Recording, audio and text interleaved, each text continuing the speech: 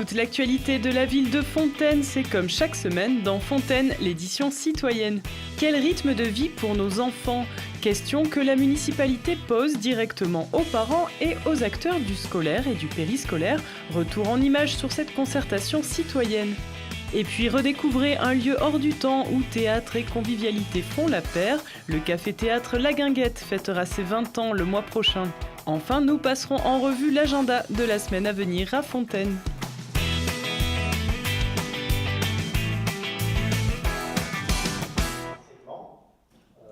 Quel rythme de vie pour nos enfants ?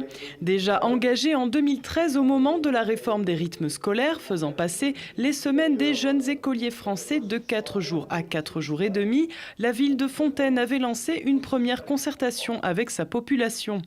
4 ans plus tard, elle relance le processus. Objectif, trouver le meilleur compromis entre bien-être des enfants et contraintes des différents acteurs, parents, enseignants, associations, transports ou encore accueil périscolaire. Tous ont eu leur mot à dire au cours des différents temps forts de la démocratie participative.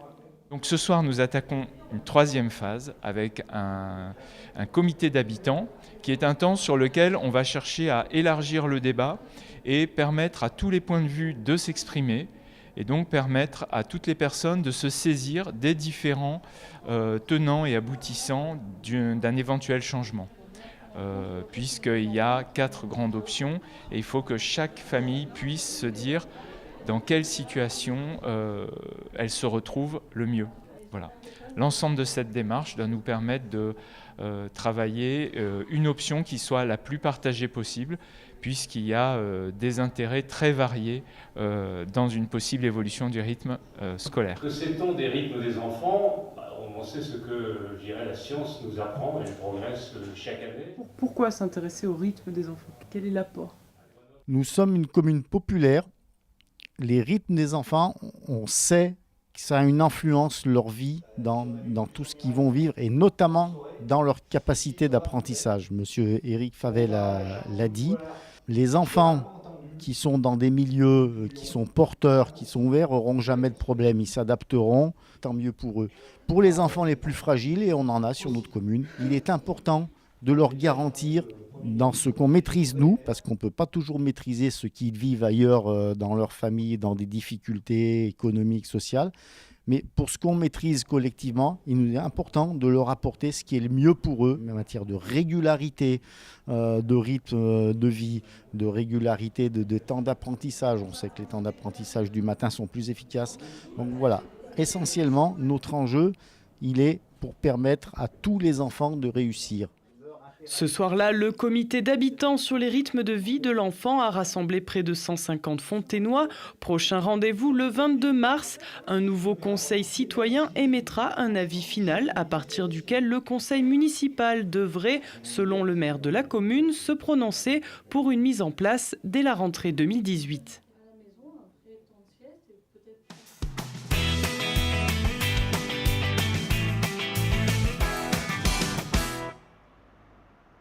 Discrète, la Guinguette derrière son rideau noir, petit bar de quartier transmis d'un père à son fils il y a presque 20 ans.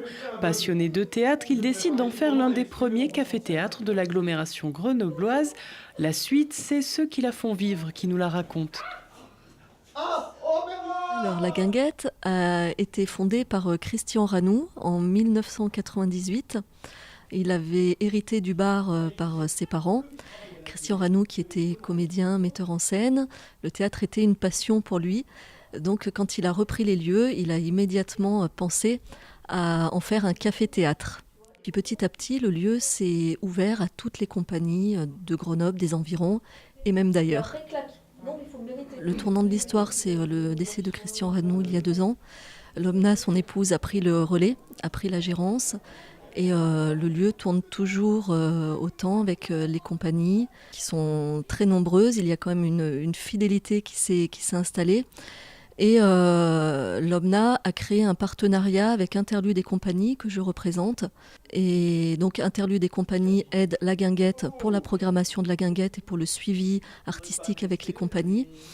Et nous sommes actuellement la compagnie en résidence à la Guinguette, donc nous faisons toutes nos créations théâtrales et nos premières à la Guinguette.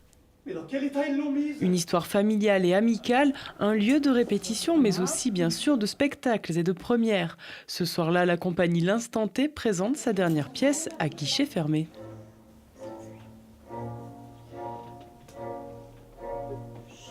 Ça va ? Pourquoi tu me poses la question alors que tu connais la réponse ? On a monté cette pièce, La Mère de Florian Zeller. Nous avons joué jeudi, vendredi, samedi. Donc c'est la 3e. Maintenant, on va aller voir vers d'autres cieux. Mais justement, pour les premières, je voulais que ça soit La Guinguette. J'aime ce lieu parce que on est très proche des spectateurs. C'est pas facile au début, la première fois qu'on joue. Mais après, on s'habitue, on occulte un petit peu. Et puis, le public est toujours chaleureux. Je serai là pour l'anniversaire de La Guinguette, d'ailleurs, au mois de mars. Je ne suis pas du tout une habituée. Je découvre avec grand plaisir ce petit théâtre convivial avec une présentation d'une pièce pas évidente, avec un texte très riche, avec une très grande diversité de scénettes et des acteurs formidables. Et vraiment, un endroit à recommander, vraiment. C'est comme au premier jour. Enthousiasme, amitié. C'est un petit endroit caché à Fontaine. Donc voilà, c'est un petit coin qu'on aime bien. On lui souhaite 20 ans de plus peut-être ? Au moins 100 ans, 1000 ans. La Guinguette dans 1000 ans. Je voudrais bien voir ça. Bon, j'y serai pas. Pour découvrir le lieu, il suffit de jeter un œil à sa programmation. Une 40aine de spectacles proposés tout au long de l'année. Avec une jauge limitée à 49 places, mieux vaut réserver sa soirée. Nul doute aussi que la Guinguette sera bien entourée pour fêter ses 20 ans, samedi 17 et dimanche 18 mars. Toute la journée, le lieu accueillera le public pour un moment convivial et plusieurs surprises.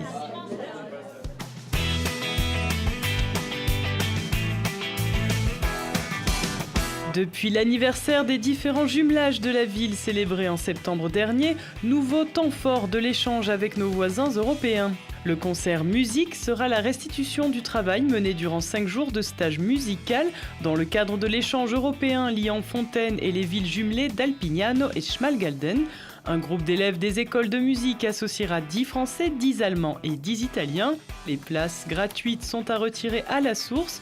Le spectacle aura lieu dans la salle fontainoise vendredi 16 février à 18h30. Et puis samedi 17 février, l'association Les Amis du Travailleur Alpin vous propose son loto. Rendez-vous dès 19h à la salle Edmond-Vigne pour un moment convivial et une chance de gagner le gros lot. Mercredi 21 février, dès 15h, la salle Paul Éluard accueillera petits et grands dès 5 ans pour un spectacle conté de et par Angelina Galvani. Les histoires de la petite Juju vous entraîneront dans les cours d'école, des gros mots aux petits bobos, une plongée dans le monde de l'enfance tout en poésie. Enfin, jeudi 22 février, le centre social Romain Roland accueille le spectacle R+O de Kitsou Dubois. Présenté par l'Hexagone de Mélan, ce travail entre art et science réunit la danse, le cirque et les arts visuels. Elle nous fait partager sa passion pour la pesanteur, elle qui a effectué des vols paraboliques, source d'inspiration pour ses pièces chorégraphiques. Rendez-vous au centre social de 12h30 à 16h30 pour une expérience sensorielle à partager en famille.